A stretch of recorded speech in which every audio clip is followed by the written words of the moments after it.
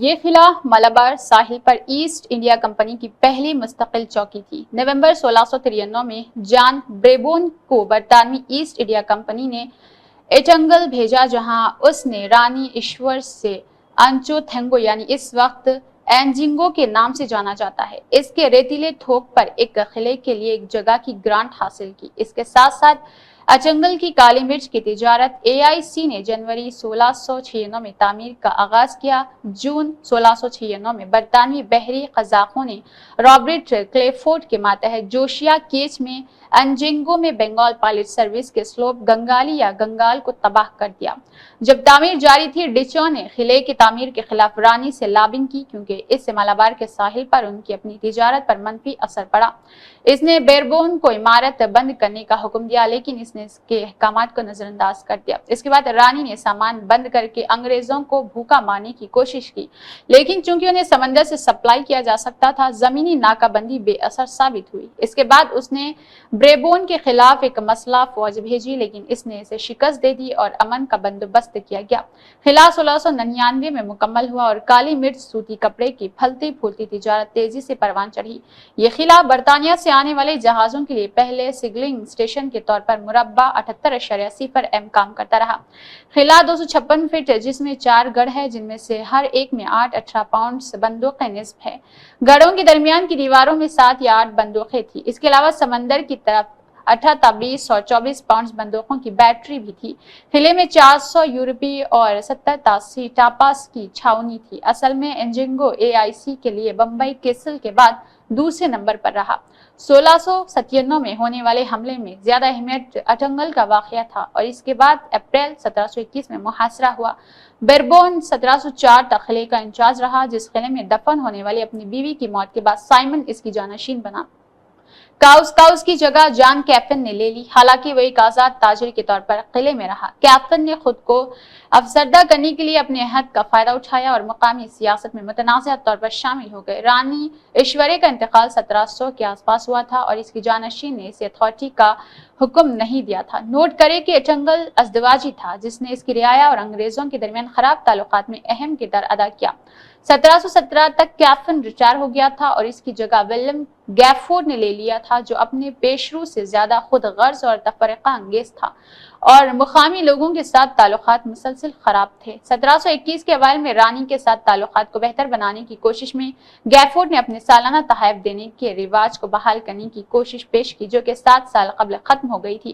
11 April 1721 کو اس نے cows سمیت کم از کم 240 لوگوں کی ایک پارٹی کے ساتھ اٹنگل تک دریا کا 4 میل میں سفر کیا تھا اور ایک بڑے دوستانہ ہجوم نے اس کا استقبال کیا۔ گائیفورڈ کے آدمی دوبارہ لوٹ کرنے والے کوئی گولہ بارود نہیں لے رہے تھے، کیونکہ یہ پورٹرز کو سونپ دیا گیا تھا۔ تاہم مقامی رئیسوں میں سب سے زیادہ دوست موجود نہیں تھے اور کاؤس کو مشکوک ہونے کی وجہ سے قلعے میں واپسی کا مشورہ دیا۔ اس کی توثیق رانی کی طرف سے موصول ہونے والے پیغام سے ہوئی۔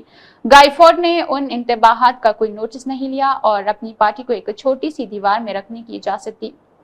خیر سگالی کے اشارے میں اس کے آدمیوں نے اپنے آشیش اسلحے کو چھوڑ کر، لیکن پھر پتہ چلا کہ ان کے دوبارہ لوڈ کیے گئے ہیں۔ گائیفورڈ نے قلعے کو پیغام بھیجا کہ بقیہ چوکی کو ان کی حالت زار سے خبردار کیا اور وعدہ کیا کہ وہ اس رات واپس آئے گا۔ تاہم شام یا اگلے دن کسی وقت ان کی پارٹی پر حملہ کیا گیا اور اس پر قابو پا لیا گیا۔ مردوں کی ایک چھوٹی سی تعداد فرار ہونے میں کامیاب رہی، بشمول کاؤس، گرچہ وہ اپنی پرواز کے دوران مارا گیا اور قلعے کی طرف واپسی کا راستہ بنا لیا گیا۔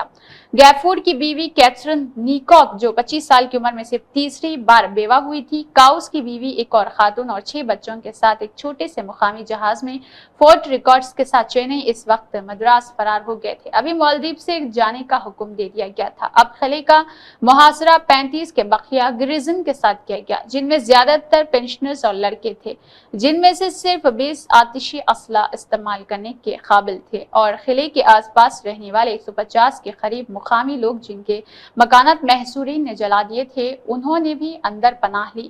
دفاع کا انتظام بندوق بردار افسر سیموئل اونیس نے کیا تھا۔ 25 اپریل کو 2 EIC جہاز کو GC سامن اور 7 گمک کے ساتھ پہنچے۔ کوئلون اب کولم کے راجا کی طرح سے بھی ایک پیغام موصول ہوا تھا، جس میں بے گھر ہونے والے مقامی لوگوں کو پناہ گاہ کی پیشکش کی گئی تھی۔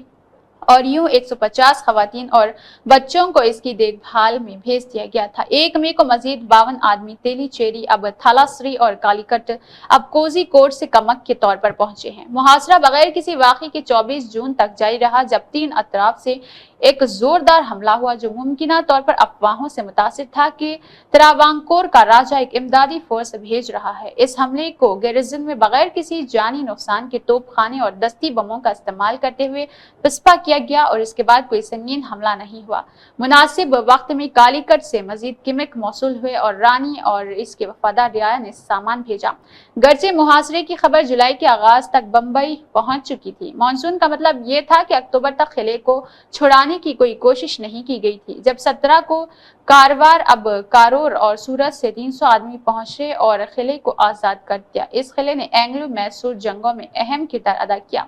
एंग्लो मैसूर जंगों के दौरान AIC ने किले में गोला बारूद का जखीरा किया। 1792 में AIC ने एंजिंगो की रस्मी हैसियत को रेजिडेंसी से कम कर दिया। 1810 में EIC ने इंजिंगो में कमर्शियल रेजिडेंसी को खत्म कर दिया और किले की जिम्मेदारी पॉलिटिकल एजेंट क्वार्टर्स के हवाले कर दी। 1813 में फैक्ट्री बंद कर दी गई।